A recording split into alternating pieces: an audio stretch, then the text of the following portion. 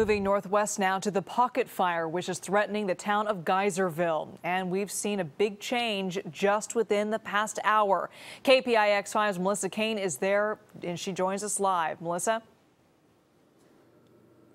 Yeah, Liz, things are getting worse here in Geyserville. When we got here, it was around lunchtime, and there were two sort of little glowing areas where the fire was happening. And it was only at that point burning the floor of the woods.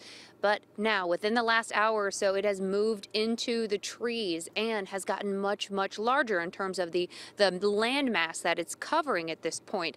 Now, of course, because of that, we've got night crews out, we've got fire crews out trying to do what they can to contain this fire. Now, where it's burning is sort of the eastern side of Geyserville. It's mostly woods. There are few, if any, residences or businesses on this side. And so the good news is that we haven't gotten any reports of fatalities or injuries yet. But the bad news, as we learned today, is that when a forest like this burns, it is very difficult to predict. It's called the Pocket Fire because it started on Pocket Ranch Road on Monday. At around 11:30 last night, the evacuation order came.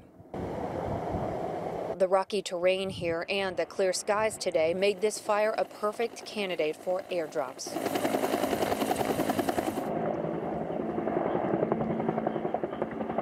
But the helicopters had to stop at sundown. As darkness falls in Geyserville, the flames on the ground in the woods start to look like streams of lava.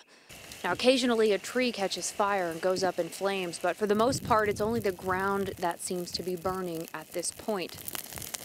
Captain Tony McHale says it's hard to predict exactly what will happen with this fire. It's a mixed fuel bed. You have light flashy fuels. These are your grasses, your lighter brush. Then that ladders into heavier brush and timber.